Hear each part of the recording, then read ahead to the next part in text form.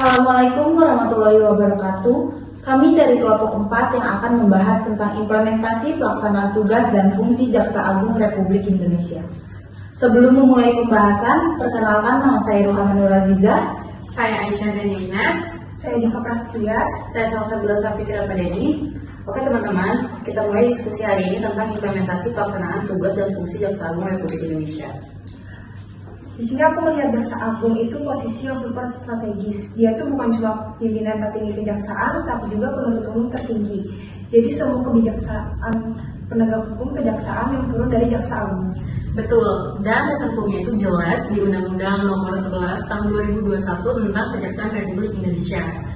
Di undang-undang itu disebutkan kalau Jaksa Agung punya tugas di bidang penegakan hukum, intelijen penegakan hukum, ketertiban umum, perdata tun, sampai pembinaan internal kejaksaan.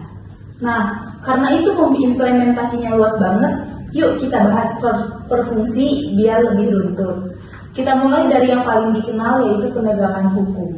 Dalam penegakan hukum, Jaksa Agung itu mengendalikan proses pra-penuntutan, penuntutan hingga eksekusi putusan pengadilan.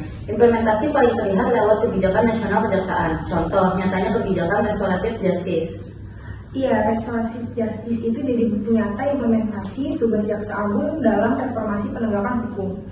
Dulu kan semua perkara kecil hanya ke pengadilan. Sekarang kalau memenuhi syarat bisa diberikan demi restoratif justice. Ini membantu mengurangi overcrowding di rutan dan mengedepankan pemulihan. Iya, selain itu Jaksa Agung juga tegas dalam memberantas korupsi.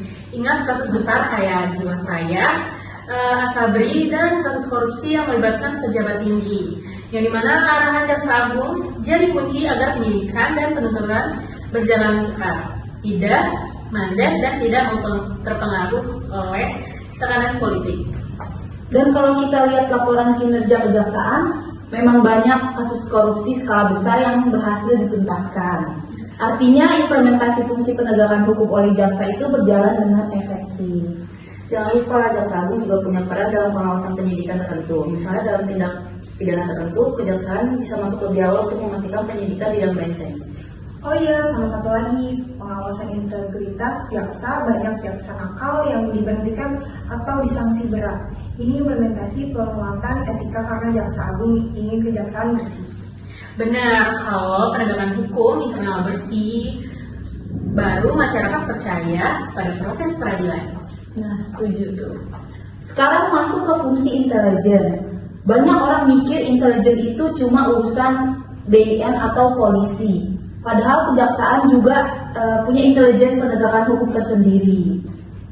Betul, di bawah Jaksa Agung ada Jaksa Agung Muda Intelijen. Implementasi fungsi ini terlihat dari pengamanan pembangunan strategis alias PPS. Iya, PPS ini penting banget. Proyek strategis nasional kayak jalan tol, bendungan, pembangkit listrik itu diawasi oleh intelijen kejaksaan untuk mencegah korupsi sejak awal. Jadi bukan cuma nindak, tapi juga pencegahan. Selain PPS, intelijen kejaksaan juga melakukan kegiatan seperti pengawasan alias kepercayaan masyarakat, pengumpulan data ancaman stabilitas hukum, deteksi dini aksi teror atau radikalisme, dan yang terakhir ada pengamanan pemerintahan. Ini semua diharapkan dari kebijakan Jaksa Agung untuk mencegah kejahatan sebelum terjadi. Nah, kalau fungsi ketertiban umum, implementasinya tampak pada penyuluhan hukum lewat program. Yang pertama itu ada jaksa masuk sekolah atau lebih dikenal dengan JMS. Terus yang kedua ada jaksa menyapa. Yang ketiga itu penyuluhan hukum di desa-desa. Dan yang keempat layanan konsultasi hukum gratis. Ini penting banget untuk meningkatkan kesadaran hukum masyarakat. Kayak waktu kita SMA ada jaksa yang datang ke siswa bullying itu kan, program JMS bukan? Iya, dan itu bagian dari implementasi fungsi Jaksa Agung. Karena kalau masyarakat paham hukum, angka kejahatan bisa ditekan. Oke, selanjutnya fungsi perdata dan tun. Implementasinya oleh jaksa pengacara negara atau yang bisa disebut dengan JPN. JPN bertugas mewakili pemerintah dalam kasus perdata dan tun. Misalnya dalam sengketa aset daerah, gugat-menggugat terkait izin usaha atau gugatan terhadap kementerian. Aku pernah baca berita ada sengketa lahan antara pemerintah, daerah, dan perusahaan swasta, dan kejaksaan yang mewakili Pemda itu menang. Itu contoh JPN. Iya, dan Jaksa Agung mengarahkan agar JPN tidak hanya bergerak ketika digugat, tetapi juga memberikan pendampingan hukum atau legal assistance untuk mencegah kerugian negara sejak awal. Makanya banyak pemerintah daerah atau kementerian minta pendampingan sebelum tanda tangan kontrak proyek. Itu salah satu implementasi kebijakan Jaksa Agung untuk menjaga aset negara. Kita masuk bagian terakhir ya, tentang pembinaan. Ini penting karena Jaksa Agung juga bertugas membina seluruh kejaksaan. Pembinaan ini termasuk pengelolaan SDM, mutasi jabatan, penempatan, diklat, jaksa, sampai penegakan disiplin. Betul, sekarang kejaksaan makin modern karena banyak kebijakan digitalisasi yang didorong oleh Kejaksaan Agung. Contohnya ada e-berkas untuk pengiriman berkas digital.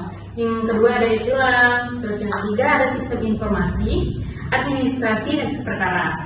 Terus yang keempat ada layanan informasi publik berbasis digital. Ini semua bagian dari implementasi pembinaan organisasi.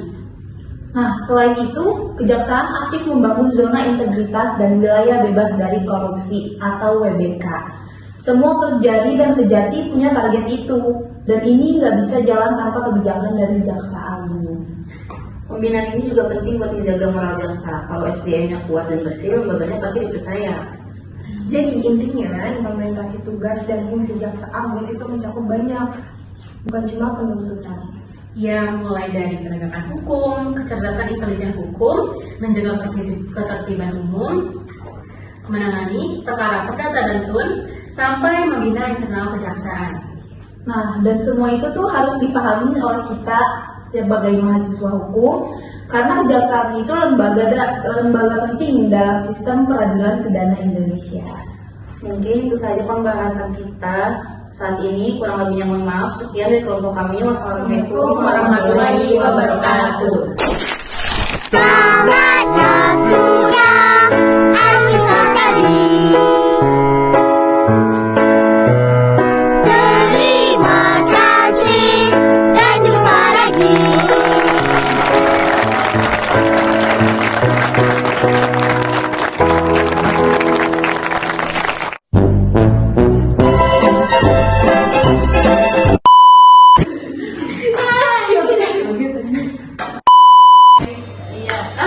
Bukan, Yang akan membahas tentang implementasi